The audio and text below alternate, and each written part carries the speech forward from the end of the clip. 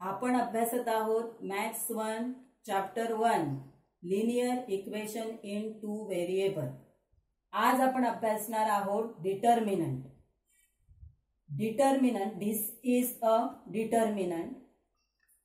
Determinant मध्ये दोन vertical लाइन्सच्या आत काही व्हेरिएबल्स किंवा काही नंबर्स हे कॉलम आणि रो मध्ये अरेंज केलेले असतात। आता या डिटर्मिनंटची जी डिग्री आहे ती डिग्री आपल्याला ओळखता येते। Degree of determinant is 2। तर ही डिग्री ऑफ डिटर्मिनंट 2 कशी आली आहे, तर प्रत्येक कॉलम मध्ये असणाऱ्या एलिमेंटची संख्या किंवा प्रत्येक रो मध्ये असणाऱ्या एलिमेंटची संख्या म्हणजे degree of determinant. He degree आता या कॉलम मध्ये पहिल्या कॉलम मध्ये दोन एलिमेंट आहेत ए आणि सी, दुसऱ्या कॉलम मध्ये बी आणि डी दोन एलिमेंट आहेत। तसंच पहिला जो रो आहे त्यामध्ये ए आणि बी हे दोन एलिमेंट आहेत, तर दुसरा रो जो आहे त्यामध्ये सी आणि डी हे दोन एलिमेंट्स आहेत। म्हणून या डिटर्मिनंटची जी डिग्री आहे ती 2 आहे आणि आपल्याला 2 डिग्री असलेल्या डिटर्मिनंटचाच अभ्यास करायचा आहे।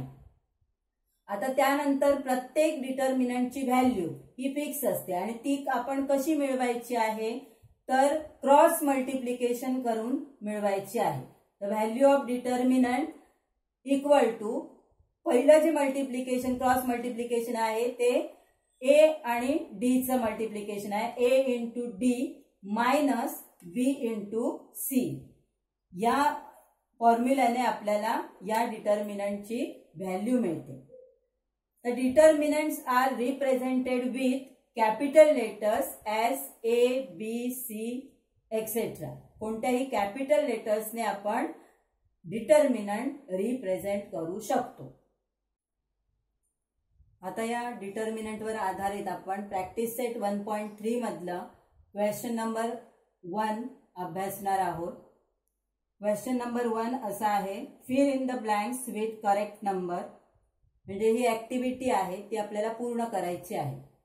त्या ऍक्टिव्हिटी पूर्ण करायची आहे म्हणजेच डिटर्मिनंटची या व्हॅल्यू काढायची आहे।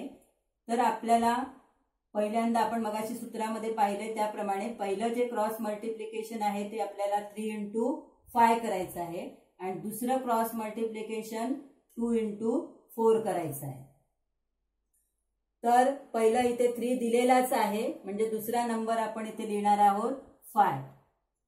3 इंटू 5 मायनस 4 दिलेला आहे म्हणजे इथे आपल्याला लिहायचं आहे 2। 2 इंटू 4 इक्वल टू 3 5 जा 15 मायनस 8 इक्वल टू 7। म्हणजे आन्सर आपला आलं 7। हे सगळे चौकटी तुम्हाला आखायचे आहेत, ब्लॉक्स काढायचे आहेत आणि त्याप्रमाणे रिप्रेझेंट करायचं आहे। दुसरा क्वेश्चन नंबर 2 आहे, त्यामध्ये 3 क्वेश्चन्स दिलेले आहेत। 3 डिटर्मिनंटच्या व्हॅल्यू आपल्याला काढायच्या आहेत। पहिला जो डिटर्मिनंट आहे तो मी लिहिलेला आहे इथे -1 2 7 4। आता पहिलं मल्टिप्लिकेशन आपण करणार आहोत -1 आणि 4 चं। मग इथे आपण लिहू -1 इंटू 4 पहिल्या ब्रॅकेटमध्ये -1 इंटू 4। दुसरं जे मल्टिप्लिकेशन करायचं आहे 7 आणि 2 चं, -7 इंटू 2 इक्वल टू -1 इंटू 4 -4। 7 2 जा 14 आणि इथे मायनस चिन्ह आहे ते तसंच राहील -14। आता दोघांची चिन्ह मायनस आहेत म्हणजे इथे ऍडिशन होईल -4 -14 -18 आन्सर येईल -18। दुसरा एक्झाम्पल आहे, दुसरा डिटर्मिनंट मी इथे लिहिलेला आहे दुसऱ्या उदाहरणातला 5 -7 3 0। आता पहिलं जे क्रॉस मल्टिप्लिकेशन आहे ते 5 इंटू 0 होईल आणि ते आपण लिहू 5 इंटू 0 मायनस दुसरं क्रॉस मल्टिप्लिकेशन आहे 3 इंटू -7, 3 इंटू -7. आता इथे पाय इंटू 0 0, कोणत्याही संख्येला शून्याने मल्टिप्लाय केलं आन्सर 0. तर इथे मायनस, ब्रॅकेटच्या बाहेर मायनस आहे, ब्रॅकेटच्या आतमध्ये एक मायनस आहे, इकडे मायनस मायनस प्लस होईल. 7 3 जा 21, 0 प्लस 21 21 आन्सर आहे.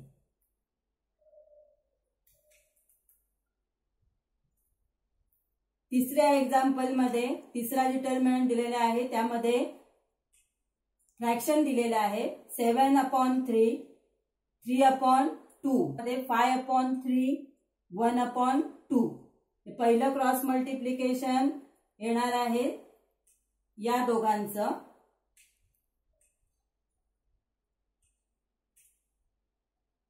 सेवन अपॉन थ्री इंटू 1/2 आणि दुसरा क्रॉस मल्टिप्लिकेशन या दोघांचं येणार आहे 5/3 इंटू 3/2. मल्टिप्लिकेशन मध्ये न्यूमरेटरचं मल्टिप्लिकेशन अपॉन डिनॉमिनेटरचं मल्टिप्लिकेशन. 7 इंटू 1 7, 3 इंटू 2 6, 7/6 मायनस 5 3 जा 15 अपॉन 3 2 जा 6. आता या दोन्ही फ्रॅक्शनचा डिनॉमिनेटर सेम आहे आणि त्यामुळे फक्त आपल्याला न्यूमरेटरची सबट्रॅक्शन करायची आहे. ते मायनस मध्ये चिन्ह आहे 7 मायनस 15, म्हणजे 15 मधून 7 मायनस केले तर यातील 8 आणि चिन्ह त्याला -15चं. 15 मोठे आहेत म्हणून चिन्ह त्याला.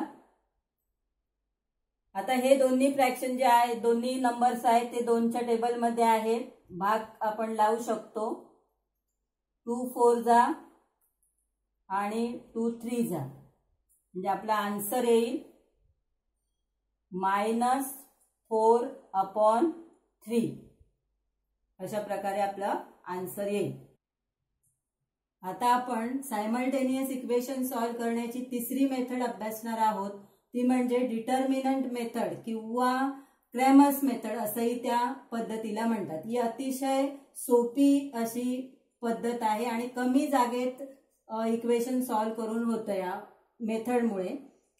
आता यासाठी आपल्याला हे 3 नंबर्स लक्षात ठेवायचे आहेत. d = 12, dx = 32 आणि dy = 30. हे नंबर लक्षात ठेवायचे. आता हे नंबर काय आहेत तर आपल्याला पहिल्यांदा हे जी डिटर्मिनंट पद्धत आहे त्यासाठी आपल्याला 3 डिटर्मिनंट घ्यायचे आहेत. d साठी डिटर्मिनंट घ्यायचं आहे, dx साठी डिटर्मिनंट घ्यायचं आहे आणि dy साठी डिटर्मिनंट घ्यायचं आहे. मग पहिल्यांदा जी दिलेली 2 इक्वेशन आहेत ती 2 इक्वेशन ax + by = c या फॉर्म मध्ये आहेत का नाही ते चेक करून घ्यायचं. नसतील तर ती त्या फॉर्म मध्ये पहिली कन्वर्ट करायची आणि त्यानंतर ती दोन्ही इक्वेशन एकाखाली एक बरोबर लिहायची आहे.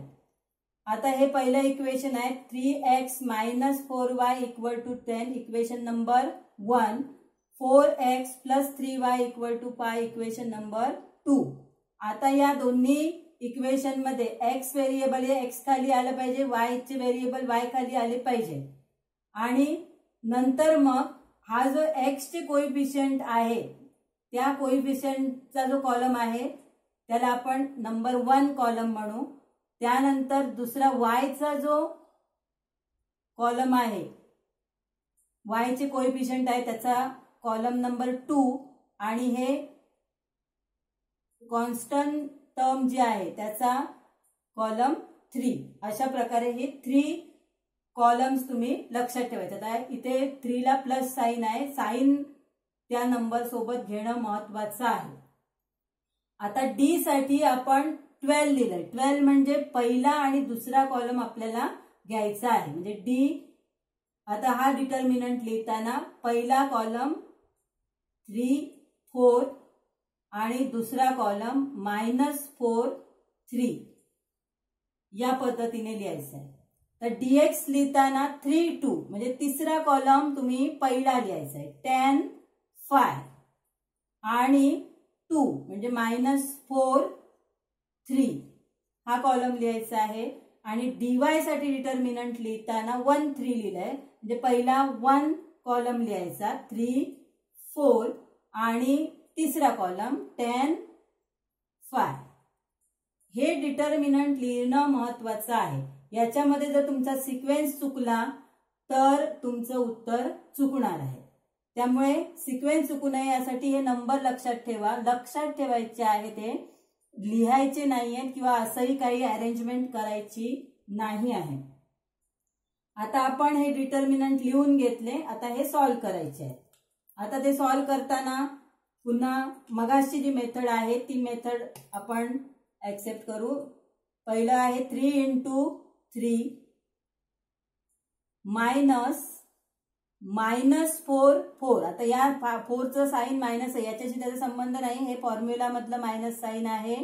-4 × 4 3 × 3 9 मायनस 2 वेळा आलेल्या ब्रॅकेटच्या बाहेर मायनस, ब्रॅकेटच्या आतमध्ये मायनस, प्लस साइन झालं त्याचं. 4 4 जा 16 आणि दोघांची ऍडिशन आली 25. आता सेकंड डिटर्मिनंट बघा, म्हणजे d इक्वल टू आला 25. आता dx बरोबर पहिला मल्टिप्लिकेशन येणार 10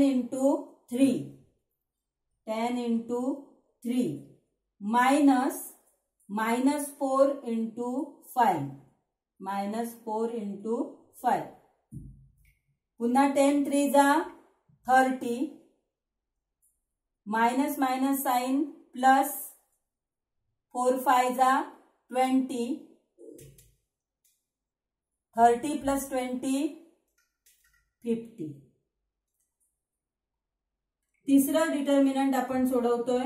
त्याच्यामध्ये 3 आणि 5 चं मल्टिप्लिकेशन पहिल्यांदा करायचंय. 3 × 5 मायनस 10 × 4 3 5 जा 15 मायनस 10 4 जा 40 म्हणजे 15 मायनस 40 म्हणजे तुम्ही 40 मायनस 15 करा, येणार 25 आणि साइन त्याचं 40 मोठे आहे, त्याचं साइन जे आहे ते आन्सरला येईल. म्हणजे -25 त्याचं आन्सर आलं. म्हणजे d ची व्हॅल्यू आली 25, dx ची व्हॅल्यू आली 50 आणि dy ची व्हॅल्यू आली -25. आता या क्रॅमर्स पद्धतीमध्ये महत्वाचं हेच आहे की हे डिटर्मिनंट योग्य प्रकारे लिहिणं आणि साइनच्या चुका न करणं, चिन्हांच्या चुका न करणं. हे जर बरोबर असेल तर ही उत्तरं पटकन मिळतात. आता पुढे लिहायचं आहे bye Cramer's rule x = dx/d. म्हणजे x ची व्हॅल्यू काढण्यासाठी आपल्याला dx/d घ्यायचं आहे. y ची व्हॅल्यू काढण्यासाठी dy/d. आता dx ची व्हॅल्यू आपली आलेली 50 अपॉन d होता 25. 50 अपॉन 25 25 1 जा 25 25 2 जा 50 म्हणजे व्हॅल्यू आली 2. 2/1 मीन्स 2. y = dy/d. dy ची व्हॅल्यू आली -25 अपॉन d आला 25. 25 1 जा 25 1/1 दॅट इज 1 -1. कारण वरती न्यूमरेटर आहे तो मायनस आहे, त्यामुळे इथे आन्सरला साइन मायनस आहे. म्हणजे x ची व्हॅल्यू 2, y ची value -1. Therefore xy = 2 - 1 is the solution of given equation. या पद्धतीने आपल्याला हे उदाहरण सॉल्व्ह करायचं आहे. आता दुसरं एक्झाम्पल सॉल्व्ह करायचं आहे. Question number 3 example 2. 4x plus 3y minus 4 equal to 0. दुसरं इक्वेशन दिलंय 6x equal to 8 minus 5y. आता हे equation ax plus by plus c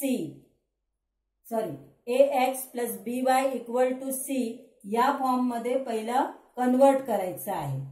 मग त्यासाठी हे -4 आहेत ते या साईडला जातील आणि हे -5y आहेत ते या साईडला येतील.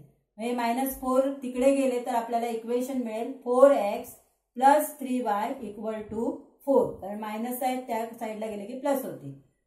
तसं दुसरं इक्वेशन मिळेल 6x हे -y आहे -5y आहे या साईडला आले की plus 5y. 6x plus 5y equal to 8 हे झालं इक्वेशन नंबर 2. आता आपण हे जे लिहून ठेवलेलं आहे त्याप्रमाणे जायचं आहे. d equal to 12. डी साठी आपल्याला पहिला आणि दुसरा कॉलम, हा पहिला कॉलम आहे, हा दुसरा कॉलम आहे आणि हा तिसरा कॉलम आहे. आता यामध्ये सगळे प्लस आहेत त्यामुळे चुकण्याचा काही संभव नाही. 1 2 आणि 3. आता हे राऊंड जे केलंय ते तुम्ही करायचं नाही, फक्त मी समजून देण्यासाठी केलेलं आहे. 4 6 आणि 3 5. 12 म्हणजे पहिला कॉलम तुम्ही लिहायचा आहे, दुसरा कॉलम लिहायचा आहे. dx साठी 3 2 म्हणजे तिसरा कॉलम पहिला लिहायचा आहे. 4 आणि 8 आणि दुसरा कॉलम आहे 3 5 3 5. dy साठी 1 3 म्हणजे पहिला कॉलम पहिला लिहायचा आहे. 4 6 आणि 3 म्हणजे 4 8. या पद्धतीनेच कॉलम लिहायचे आहेत. आता आपल्याला क्रॉस मल्टिप्लिकेशन करायचं आहे. क्रॉस मल्टिप्लिकेशन मध्ये 4 आणि 5 चं मल्टिप्लिकेशन करा. 4 इंटू 5 क्रम बदलायचा नाही. 4 इंटू 5 3 इंटू 6 3 इंटू 6. 4 इंटू 5 4 5 जा 20 मायनस 6 3 जा 18. 20 मायनस 18 आले 2. त्यानंतर dx मध्ये या डिटर्मिनंटची व्हॅल्यू काढताना 4 आणि 5 चं मल्टिप्लिकेशन पहिल्यांदा करायचं. 4 इंटू 5 मायनस 3 इंटू 8. 4 इंटू 5 4 5 जा 20 मायनस 3 8 जा 24. 20 minus 24 minus 4. dy equal to पहिलं multiplication 4 into 8 minus 4 into 6. 4 into 8 32. 8 4 जा 32 मायनस 6 4 जा 24. 38 मायनस 24 8. आता हे आपल्याला dy ची व्हॅल्यू मिळाली 8, dx मिळाला -4 आणि d मिळाला 2. आता ही व्हॅल्यू आपण फॉर्म्युलामध्ये ठेवायची. त्यानंतर by Cramer's rule x is equal to dx upon d, y is equal to dy upon d. x is equal to dx upon d. dx ची व्हॅल्यू आली आपली -4. dx ची व्हॅल्यू आली -4 अपॉन d ची व्हॅल्यू आली 2. -4 upon 2 -2. dy ची value आली 8 upon d ची व्हॅल्यू 2. 8 अपॉन 2 4. x ची व्हॅल्यू आली -2, y ची व्हॅल्यू आली 4. x therefore xy equal to -2 4 is the solution of the equation. आता क्वेश्चन नंबर 3 मधलं 4th एक्झाम्पल आहे ते आपण अभ्यासणार आहोत. फर्स्ट इक्वेशन दिलंय 6x - 4y इक्वल टू -12. दुसरं इक्वेशन आहे 8x - 3y equal to -2. Equation 1 2 दोन्ही x अधिक by बरोबर c या फॉर्म मध्ये आहे. त्यामुळे आपण पुढे जाऊया. पहिला आपण डी साठी डिटर्मिनंट घेणार आहोत. डी साठी डिटर्मिनंट घेताना कॉलम 1 आणि कॉलम 2 चा विचार करायचा आहे. कॉलम 1 पहिला लिहायचा, कॉलम 2 दुसरा लिहायचा. तर कॉलम 1 मध्ये काय आहे 6 आणि 8 6 8. दुसऱ्या कॉलम मध्ये आहेत -4 -3. याची साइन घ्यायची आहे, नुसतेच नंबर घ्यायचे नाहीत, विथ साइन त्यांना घ्यायचं आहे. dx साठी डिटर्मिनंट घेताना 3 2 तिसरा कॉलम पहिला लिहायचा आहे. -12 -2 पहिलं लिहायचं आणि दुसरा कॉलम -4 आणि -3 हा दुसऱ्यांदा लिहायचा आहे. आणि dy साठी डिटर्मिनंट लिहिताना 1 3 म्हणजे पहिला कॉलम पहिल्यांदा लिहायचा आहे. 6 8 आणि तिसरा कॉलम नंतर लिहायचा आहे. -12 -2. हे कॉलम लिहिलं की तुमचं एक अर्ध काम झालं. आणि नंतर मग आहे ती साइन. आता पहिला मल्टिप्लिकेशन आहे 6 × 3 6 × -3. आणि दुसऱ्या कॉलम मध्ये दुसऱ्या ब्रॅकेट मध्ये आपण मल्टिप्लिकेशन लिहिणार -4 8 -4 × 8. आता 6 × -3 दोन पैकी एक नंबरचं साइन मायनस असेल तर मल्टिप्लिकेशन मायनस येतं. Answer minus. 6 3 18 -18 मायनस आतमध्ये एका नंबरला चिन्ह मायनस आहे, मायनस मायनस होईल प्लस. 8 4 32 8 4 32. आता दोघांची साइन डिफरंट आहेत, वेगळी आहेत, म्हणून यांची होईल सबस्ट्रॅक्शन होईल. 32 मधून 18 गेले, 32 - 18 किती राहतील 14 राहतील. 32 - 18. आता 32 मोठे आहेत, त्याला प्लस साइन आहे म्हणून आन्सर सुद्धा आपलं प्लस आलं. त्यानंतर आता dx च घेताना आता पहिलं मल्टिप्लिकेशन -12 - 3 -12 × -3 मायनस -4 × -2 -4 × -2. आता या दोघांचं दोन्ही मायनस आहेत, गुणाकार प्लस होईल. 12 3 36. आता इथे आतमध्ये दोन साइन मायनस आहेत आणि बाहेर एक, म्हणजे 3 मायनस साइन झाले तर इथे मायनसच राहील. 4 2 8 36 - 8 28. dx आले 28. त्यानंतर dy साठी फर्स्ट मल्टिप्लिकेशन 6 × -2 मायनस -12 × 8. 6 2 दोन्ही पैकी एक संख्या मायनस आहे म्हणून आपलं answer minus. 6 2 12 minus minus plus. 12 8 96. 12 8 96. आता या दोघांची साइन पुन्हा डिफरंट आलेली आहेत, वेगवेगळी आलेली आहेत, म्हणजे यांची सबस्ट्रॅक्शन होईल. 96 मधून 12 गेले, राहिला 84. आता dx आला आपला 28, dy आलेत 84 आणि d आलाय 40. हे आपले आन्सर मिळाले. आता आपल्याला x आणि y ची व्हॅल्यू काढायची आहे. आता आपल्याला x आणि y ची व्हॅल्यू काढायची आहे.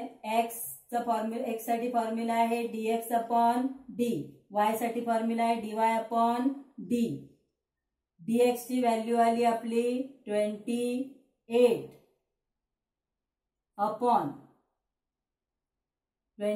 अपॉन d ची व्हॅल्यू आली 14. 14 आपण भाग लावू शकतो. 14 1 14 14 2 28 म्हणजे x is equal to 2. y ची dy ची व्हॅल्यू आपली आलेली 84 अपॉन d ची व्हॅल्यू 14. 14 च्या टेबल मध्ये 84 आहेत. 14 1 जा 14, 14 6 जा 84. Therefore y is equal to 6.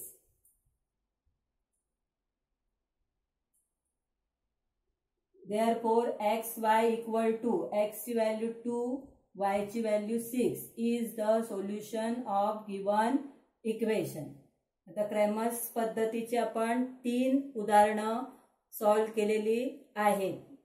ती समजून घ्या, वहीमध्ये लिहा आणि उरलेली 3 उदाहरणं आहेत ती वहीत सोडवण्याचा प्रयत्न करा.